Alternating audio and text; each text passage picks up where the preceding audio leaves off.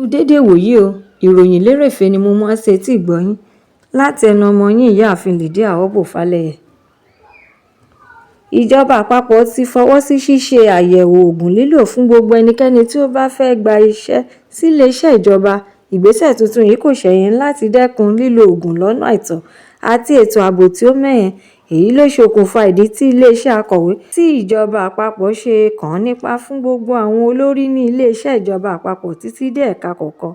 wọn láti máa ṣe àyẹ̀wò oògùn lílò fún ẹnikẹ́ni tí wọ́n bá fẹ́ ṣẹ̀ṣẹ̀ gbà sẹ́nu iṣẹ́, kí ó sì tún wà lára ohun àmúyẹ fún gbogbo ẹnikẹ́ni tí ó bá fẹ́ ṣiṣẹ́ ìjọba. Adarí lórí ọ̀rọ̀ àti ìbáṣepọ̀ ará ìlú ní iléeṣẹ́ akọ̀wé fún ìjọba àpapọ̀, Ṣẹ́gun Ìmọ̀-Ìsẹ̀n,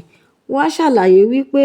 lílo oògùn lọ́nà àìtọ́ lè yọrí sí dídín agbára iṣẹ́ kù sẹ́yìn, títàbùkù àṣeyọrí iléeṣẹ́ àti dídín agbára ìjọba kù láti ṣàṣeyọrí nínú èròǹgbà ìdàgbàsókè tí wọ́n ń lépa. Ó tún wá tẹ̀síwájú nínú àlàyé rẹ̀ wípé ìlànà òfin tuntun yìí kò wà fún òṣùwọ̀n ìjìyà bí kò ṣe láti jẹ́ kí ètò ìlera ènìyàn kó túbọ̀ dára sí i fún ìsẹ́ra ẹni àti gbígbójúlé ohun ìfọkàntán òṣìṣẹ́ láti lè ṣiṣẹ́ dáradára, èyí tí yóò lè jẹ́ kí orílẹ̀-èdè wa máa ní ìlọsíwájú nígbà gbogbo. Ẹ̀kúnrẹ́rẹ́ ìròyìn eléyìí náà wà nínú ìwé ìròyìn The Nation.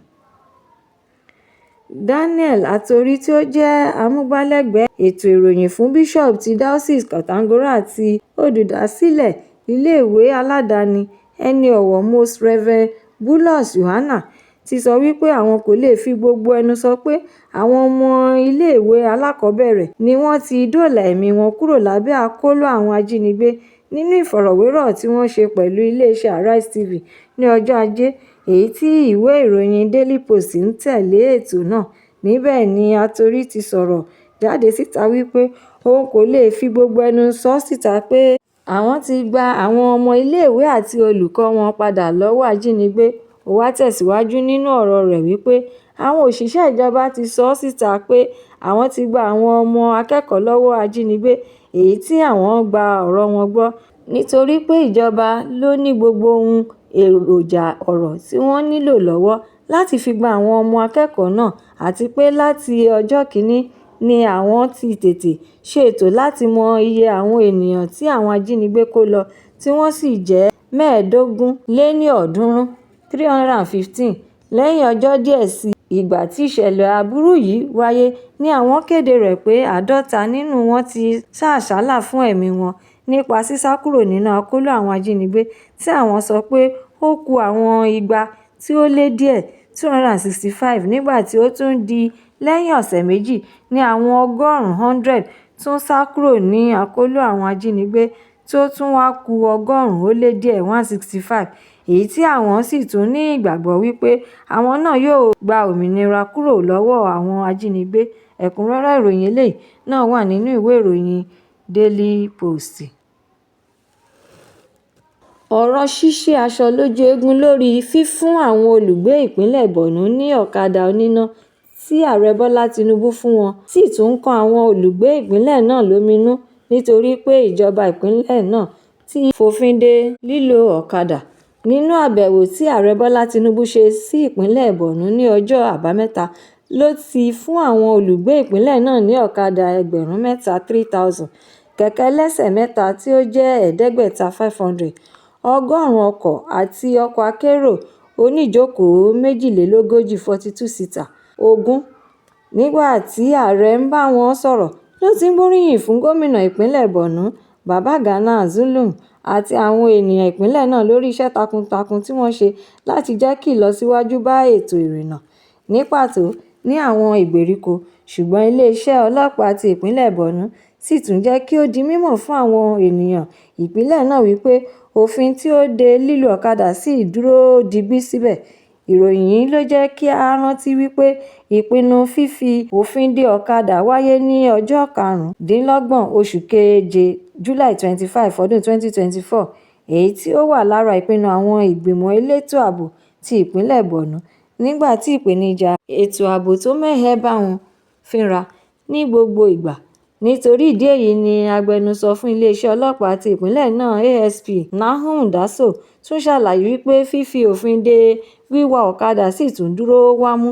àti pé àwọn ilé ìtajà epo bẹtiró kọ̀ọ̀kan kò gbọdọ̀ ta epo bẹtiró sínú ọ̀kadà nítorí pé ẹnikẹ́ni tí ó bá lo òfin ni àwọn yóò fi ọwọ́ ṣìkún òfin mú.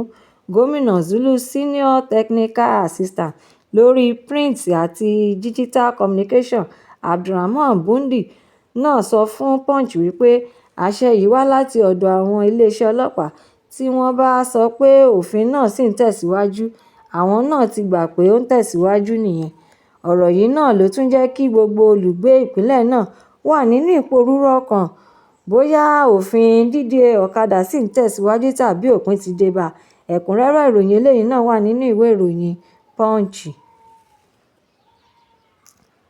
Àwọn ẹgbẹ́ Women Rights Writers Association ti Nàìjíríà WRIWA ti bu ẹnu àtẹ́ lu Attorney General orílẹ̀-èdè tẹ́lẹ̀ rí tí ó sì tún jẹ́ mínísítà fún ètò ìdájọ́ Abubakar Malami lórí ìbéèrè ìta gbangba rẹ̀ wípé alága fún àjọ tí ó ń rí sí ṣíṣe owó ìlú àti ọrọ̀ ajé ní kúmọkùmọ EFCC Ọlánìpẹ̀kun Olúkáyọ̀dé kí ó yẹ̀bá kúrò lórí fífi ẹ̀sùn kan òun tí ó sì tún ṣàpèjúwe rẹ̀ gẹ́gẹ́ bí ohun tí kò bá òfin mu àti pé ó ń gbìyànjú láti sọ ọ́ di ìlànà tara rẹ̀ nìkan. Àwọn ẹgbẹ́ yìí tún sọ pé nínú àríyànjiyàn tí Malami ń ṣe ni pé alága fún àjọ EFCC kò ní ọkàn tí ó sì tún bẹ̀rù láti ṣe ìwádìí òun nítorí pé ó mọ̀ pé ọ̀gá òṣìṣẹ́ amòfin lòun tí òye sì tún yé òun dáradára. Àwọn ẹgbẹ́ yìí wá jẹ́ kí ó dá lójú wípé àjọ EFCC jẹ́ àjọ tí wọ́n fi ìlànà òfin gbé kalẹ̀ tí wọ́n sì lẹ́tọ̀ọ́ láti ṣe ìwádìí kí wọ́n sì tún fìyà jẹ ọmọ orílẹ̀-èdè yìí kọ̀ọ̀kan tí ó bá lọ́wọ́ nínú ìwà ìbàjẹ́ nípa ṣíṣe owó ìlú àti ọrọ̀ ajé ní kúmọkùmọ láì fi irú ipò, iléeṣẹ́ àti ètò òṣèlú tí ó bá rọ̀ mọ́ irú ẹni bẹ́ẹ̀. Wọ́n tún bi í léèrè wípé kí ni ó ń fi ara rẹ̀ pè débi pé àwọn àjọ ti ìjọba tó ń gbógun ti ìwà ìbàjẹ́ kò lè ṣe ìwádìí lórí ẹ̀sùn tí wọ́n fi kàn án nígbà tí ó wà nípò àti ìṣèjọba rẹ̀. Gẹ́gẹ́ bí ohun tí ẹgbẹ́ Àríwá tún sọ ni pé ó tún ń gbìyànjú láti darí ọ̀rọ̀ ẹ̀sùn náà sí àjọ mìíràn bíi ti ICPC lórí pé ó fẹ́ gbìyànjú nípa lílo ọgbọ́n àyíníke láti fi yí ẹjọ́ náà po kàkà kí ó ṣe àlàyé tó péye láti fi dáhùn gbogbo ìbéèrè tí wọ́n ń bi. Àwọn ẹgbẹ́ yìí wá sọ fún mínísítà náà tẹ́lẹ̀ rí láti jọ̀wọ́ ara rẹ̀ fún ìwádìí kí ó sì ṣàlàyé lẹ́kùnrẹ́rẹ́ ohun tí wọ́n bá bi í léèrè tí wọ́n bá sì tún gbé lọ sílé ẹjọ́ kí ó lọ síbẹ̀ láti lọ rojọ́ gbé ara rẹ̀ lẹ́yìn. Wọ́n wá ṣàpèjúwe gbogbo ìgbésẹ̀ Malami gẹ́gẹ́ bí eré ọmọdé lásánlásán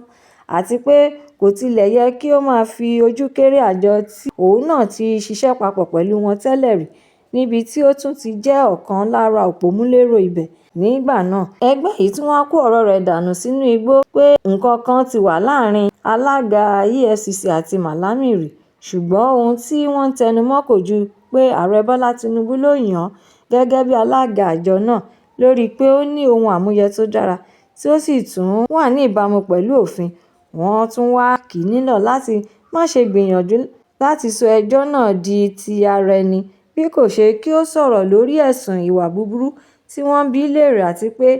ẹnikẹ́ni kò gbọdọ̀ dúró lórí àkọsílẹ̀ ìgbìmọ̀ kankan tí wọ́n jiyàn wípé EFCC kò ní agbára kankan láti ṣe ìwádìí Malami. Ẹ̀kúnrẹ́rẹ́ ìròyìn eléyìí náà wà nínú ìwé ìròyìn The Guardian. Ìròyìn Lerefe Toni kò ní jù báyìí lọ nítorí wípé kí ń lọ bẹ̀ oge. Ẹ tún pàdé mi lọ́la fún àkọ́tún ìròyìn Lerefe mìíràn láṣẹ Èdùmàrè. Ẹ má ṣàlàyé lọ́kàn sí YouTube channel ìròyìn Lerefe kí ẹ bá mi subscribe kí ẹ sì tún bá mi fi èròǹgbà yín ránṣẹ́ sórí rẹ̀ kí ẹ bá lè ní àǹfààní láti máa gbádùn ìròyìn Lerefe síwájú àti síwájú sí i. Ẹ ṣé mo dúpẹ́ tí ẹ̀ ń tẹ́tí gbọ́ mi. A dẹ̀ kú pọ̀pọ̀ ṣìnṣìn ọdún. Ó dàbọ̀.